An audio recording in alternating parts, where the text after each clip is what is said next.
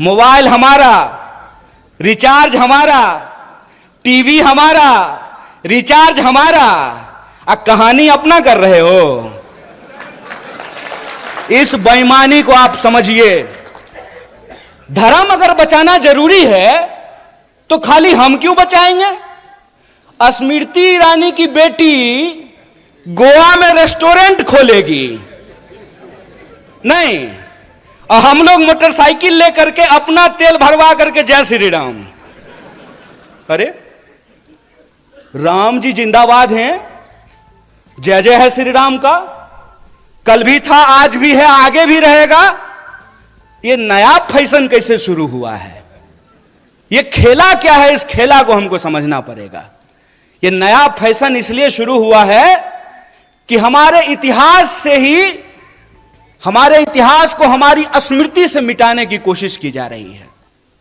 यह आजादी हमको कैसे मिली, इस देश का निर्माण कैसे हुआ, संविधान कैसे बना, हम और आप प्रजा से नागरिक कैसे बने। हम नागरिक हैं आज। आज हमको यह बात समझनी पड़ेगी कि रानी के पेट से राजा नहीं पैदा होता है। यह है नागरिकता, यह है जमहूरियत, यह है लोकतंत्र, कि रानी के पेट से राजा नहीं पैदा होगा। राहुल गांधी जी को भी अमेठी में जाकर के चुनाव लड़ना पड़ेगा। बोलिए, लड़ना पड़ेगा ना? ये लोकतंत्र है। एक बात बताइए, इंदिरा जी चुनाव नहीं लड़ी थी? लड़ी थी ना। राजीव जी चुनाव नहीं लड़े थे? लड़े थे ना। राहुल जी चुनाव लड़ रहे हैं ना। राहुल जी चुनाव जीत करके पार्लियामेंट में है ना। और प्रियंका जी चुनाव नहीं लड़ी हैं तो पार्लियामेंट में है क्या? तो यह परिवारवाद की नई कहानी हमको सुना रही है। तो आप सब अपने मन में विचार कीजिए। आजाद होने का मतलब है आजाद ख्याल से प्रश्न करना। मैं मंच पे खड़ा हूं तो मैं जो भी बोलूंगा उसको आप यूं ही सच मत मान लीजिए। आप अपने मन में विचार कीजिए कि अगर भाजपा कहती है कि राहुल गांधी जी का सांसद बनना परिवारवाद है, तो अमित शाह का जो बेटा है, देखें उसका मुंह, उसका मुंह देखें जय शाह का है? उसका बीसीसीआई का सेक्रेटरी बनना परिवारवाद है कि नहीं है? और ज्योतिरादित्य सिंधिया जब यूपीए में मंत्री थे, उनके पिताजी भी मंत्री थे, माधवराव सिंधिया। तो जब तक वो कांग्रेस में थे तब तक परिवारवाद था, और जो ही मोदी जी के बगल में जाकर के बैठ गए हैं तो ताली बजा रहे हैं। आहा हा हा हा, उनकी सूरत देख रहे हैं। इतना मूर्ख हैं हम लोग, इतना मूर्ख बनाएंगे ये हमको कि हमारी पार्टी में परिवारवाद है। जो ही आप आरएसएस में शामिल हो जाइएगा तो वो संघ परिवारवाद हो जाता है। अगर परिवारवाद गलत है चचा, तो संघ परिवारवाद भी गलत है। ऐसा नहीं होगा कि हमारे लिए परिवारवाद गलत है और आपके लिए परिवारवाद सही हो जाएगा।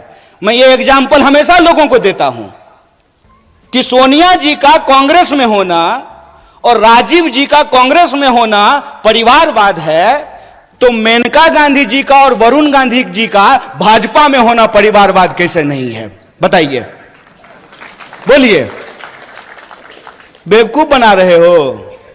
तुम्हारा खेल हम समझते हैं, और इसका खेल जानते हैं हम क्यों समझते हैं? क्योंकि हमारे जैसे लोग राजनीति को कभी अपना कैरियर नहीं समझते हैं। हमने, और ये मैं पब्लिकली बोल रहा हूं आपके सामने, ये जो आप तमाम लोग यहां बैठे हुए हैं ना, हमने आपका नमक खाया है। आप जो टैक्स देते हैं, उस टैक्स के पैसे से हमने दिन रात पढ़ाई करके पीएचडी की है।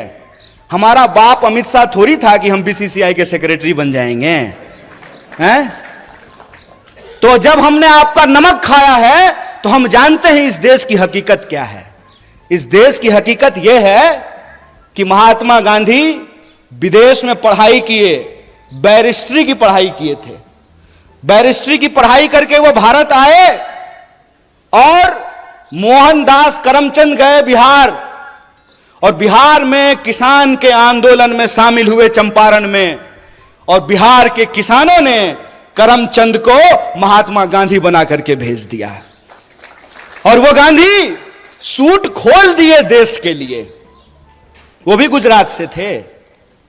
एक गुजरात के गांधी सूट खोल दिए देश के लिए, एक गुजरात के मोदी 10 लाख का सूट पहन लिए दोस्त के लिए। यही हकीकत है ना। और कहते हैं कि एक गरीब प्रधानमंत्री बन गया है तो आपको अच्छा नहीं लग रहा है। नहीं नहीं, बहुत अच्छा लग रहा है।